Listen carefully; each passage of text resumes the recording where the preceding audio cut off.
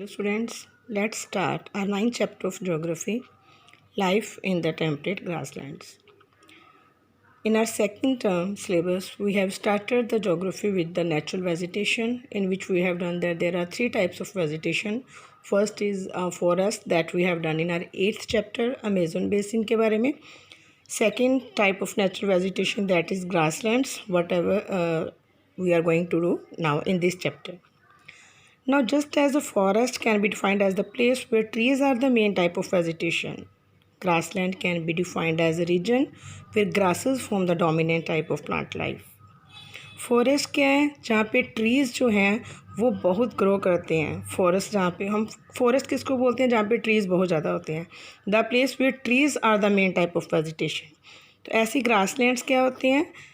The area where grasses from the dominant type, जहाँ पे grasses ज़्यादा उगते हैं, that area is known as grasslands. Grasslands make up almost quarter of the total land surface. Total land surface का quarter जो है 1/4 that is covered with grassland. The type of plants that grow here greatly depend on what the climate and soil are like. जैसा climate है, जैसी soil है, उस पे based यहाँ पे plants grow करते हैं. As climate plays an important role in the formation of grasslands, it is generally used as the basis to divide world's grassland into two categories. Depends upon the climate. ये जो grasslands words के हैं, इनको हम दो broad categories में divide करते हैं. First one is temperate region and second one is tropical region. जो टेम्परेट रीजन की ग्रासलैंड्स होती हैं उनको हम प्रेरीज कहते हैं, और जो ट्रॉपिकल रीजन की ग्रासलैंड्स होती हैं उनको हम वेल्ड्स कहते हैं. Now we are going to start the grasslands of the temperate zone. The grasslands of the temperate zone North America, that is this is known as prairies. It is a region of flat gently sloping और hilly land. Flat और gently slope मतलब बहुत steep slopes नहीं, gentle slope के साथ ये थोड़ी hilly land होती है. For the most part prairies are treeless. Prairies मतलब grasslands, it means these are treeless. Nearly ये जो होते हैं लो लाइंग प्लेन्स में होते हैं. फ्लैंकिंग रिवर वैलीज मतलब रिवर वैलीज रिवर्स होती हैं एक साइड पे, और वुडलैंड्स यहाँ पे पाए जाते हैं. Tall grass up to 2 metres high. यहाँ की ग्रास जो होती है वो बहुत टाल होती है, 2 मीटर के लगभग. And it is actually sea of grass. Sea मतलब बहुत दूर दूर तक यहाँ पे ग्रास के मैदान फैले होते हैं. The prairies are bound by the Rocky Mountains in the west and the Great Lakes in the east. इसकी वेस्ट पे रॉकी माउंटेन्स और ईस्ट साइड पे जो है वो ग्रेट लेक है. Now the prairies cover parts of United States of America. United USA की prairies और जो कनाडा की प्रेरीज हैं, इसमें हम उसके बारे में पढ़ेंगे. जो यूएसए का ग्रासलैंड्स है, these are in the North America. North American continents में ये दोनों कंट्रीज़ हैं, यूएसए और कनाडा. तो जो यूएसए का प्रेरीज हैं, that is drained by the tributaries of Mississippi river. जो मिसिसिपी रिवर की ट्रिब्यूटरीज हैं, तो यूएसए वाला एरिया उससे ड्रेन्ड होता है. और जो कैनेडियन प्रेरीज हैं, कनाडा में जो प्रेरीज हैं वो ड्रेन्ड होती हैं by the tributaries of Saskatchewan river. Saskatchewan river की ट्रिब्यूटरीज तो वो हैं जो कैनेडियन प्रेरीज को ड्रेन करती हैं. Now about its climate. Now because being located in the heart of continent के मिड में है, so the climate is of continental type with extreme temperature. यहाँ पे एक्सट्रीम टेम्परेचर्स होते हैं. Summers are warm with temperature of around 20 degree Celsius. Summers में यहाँ पे टेम्परेचर 20 डिग्री सेल्सियस होता है, और विंटर में -20 degree Celsius. Extreme climate it is. तो this climate this temperature is recorded in the Winnipeg which is in Canada. And in winters a thick blanket of snow covers this area. Winter में बहुत ही अब देखिए -20 degree temperature है, तो obviously winters में the most of the area is covered with the snow. Annual rainfall is moderate. Annual rainfall moderate होती है मतलब सो होती है. And is ideal for the growth of grass. सो होती है, मॉडरेट होती है, that's why it is ideal for grass.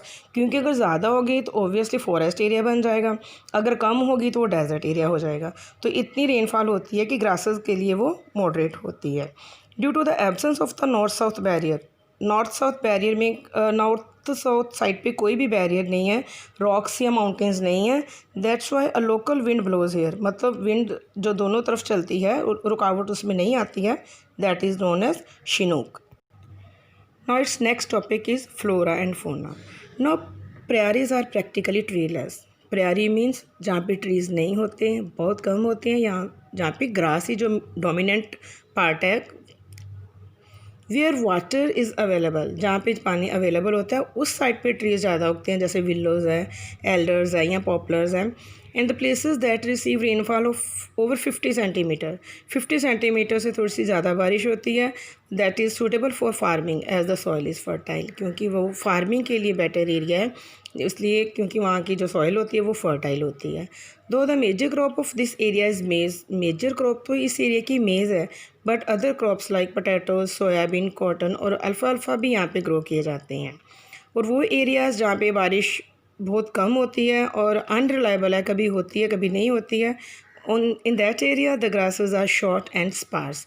उन एरियाज़ में ग्रासेस जो शॉर्ट होते हैं और स्पार्स मतलब कम होते हैं, उतने ग्रासेस थिक नहीं होते जितने दूसरे एरियाज़ में होते हैं जहाँ पे बारिश 50 सेंटीमीटर के नियर अबाउट होती है. So these areas are suitable for cattle rearing. अब क्योंकि यहाँ की ग्रास जो है वो शॉर्ट है, स्पार्स है, कम है कहीं नहीं है, तो उस एरिया पे फार्मिंग तो हो नहीं सकती, तो इसलिए वो वाला जो एरिया होता है that is suitable for cattle rearing. Cattle rearing के लिए वो एरिया सूटेबल होता है. Large cattle farms are called ranches. जो बहुत बड़े बड़े कैटल फार्म्स होते हैं उनको रैंचेस बोला जाता है. And these are looked after by sturdy man called cowboys. बहुत ही तगड़े बंदे, क्योंकि काफ़ी बड़ा एरिया होता है और बहुत बड़े बड़े फार्म्स होते हैं, इसलिए जो फिज़िकली बहुत ही फिट तगड़े बंदे होते हैं उनको हम को बॉयज़ बोलते हैं. वो इनको लुक आफ्टर करते हैं, वो इनकी केयर करते हैं. बासिन और द अमेरिकन बफलो, अमेरिकन जो बफलो है उसको बाइसन बोला जाता है. And it is the most important animal of this region. ये this is the picture of bison. तो ये इस एरिया का बहुत ही मेन इम्पोर्टेंट एनिमल है. It nearly got extinct due to its undiscriminate hunting. अब क्योंकि इसकी चोरी छिपे हंटिंग होती है इसलिए ये बहुत ही कम अमाउंट में रह गए हैं. नाउ किए जा रहे हैं, कोशिश की जा रही है कि इसको जो है इसको एक प्रोटेक्टेड स्पीसीज़ में रखा जाए, इसकी हंटिंग जो है वो बैन है. The other animals found in this region are, दूसरे एनिमल्स रैबिट्स हो गए, कोयोट्स हो गए, गोफर्स और प्रेरी डॉग जो है वो यहाँ पे पाए जाते हैं. Next topic is people of prairies north America के. नाउ क्योंकि अभी देखिए ये एरिया बहुत ठंडा है, तो यहाँ के जो लोग हैं वो बहुत ही हार्ड वर्किंग हैं. They have successfully harnessed technology to utilise their rich natural resources. उनको जो इतनी रिच नेचुरल रिसोर्सेज हैं उनके पास, उन्होंने टेक्नोलॉजी इतनी एडवांस कर ली है कि उनको वो प्रॉपर यूटिलाइज़ कर पाते हैं. Two of the most developed countries in the world, one is USA and second is Canada. These are located in this region. Scientific methods of cultivation. Cultivation के लिए साइंटिफिक मेथड्स फॉलो किए जाते हैं. Use of tractors, harvesters and combines use किए जाते हैं, जिसकी वजह से नॉर्थ अमेरिका जो है that is a surplus food producer. मतलब अपनी ज़रूरत से बहुत ज़्यादा वो सरप्लस मतलब एक्स्ट्रा फूड प्रोड्यूस करता है. The prairies are also known as granaries of the world due to the huge surplus of wheat production. इतनी ज़्यादा wheat production होती है कि prairies को granaries of the world भी कहा जाता है. Now अब देखिए यहाँ पे ग्रासलैंड्स बहुत बेटर है, एग्रीकल्चर भी बहुत ज़्यादा है, तो उसकी वजह से डेयरी फार्मिंग जो है this is another major industry which is located here. Dairy belt extend from Great Lakes to the Atlantic coast in the east. इतनी दूर तक ये जो है डेयरी फार्मिंग की जाती है. डेयरी प्रोडक्ट्स इंडस्ट्रीज़ बनाई गई हैं इनके लिए. And dairy farming and extensive agriculture, dairy farming और बहुत ही बेटर एग्रीकल्चर की वजह से बहुत promote setting up of food processing industries. इनकी वजह से जो यहाँ पे फूड प्रोसेसिंग इंडस्ट्रीज़ है वो बहुत ही डेवलप्ड है. इसके साथ साथ लार्ज मिनरल डिपॉजिट्स, ये नहीं कि वहाँ पे सिर्फ डेयरी फार्मिंग या एग्रीकल्चर भी है, यहाँ पे मिनरल डिपॉजिट्स भी यहाँ पे बहुत हैं, like coal and iron is and a good network of roads, railways or canals have made this area the most industrialized region in the world. इनकी वजह से बेटर क्लाइमेट की वजह say that is suitable for growth of granaries, उनकी वजह से dairy farming की वजह से, इनके जो नेचुरल मिनरल्स हैं उनकी वजह से ये कंट्रीज़ जो हैं वो बहुत ही वेल डेवलप्ड कंट्रीज़ हो गई हैं. So this is your first topic of the grasslands, that is known as prairies in the North America. In our next video, we have done the prairies, the grassland that is known as the velds in North Africa. Up to this, have a good day.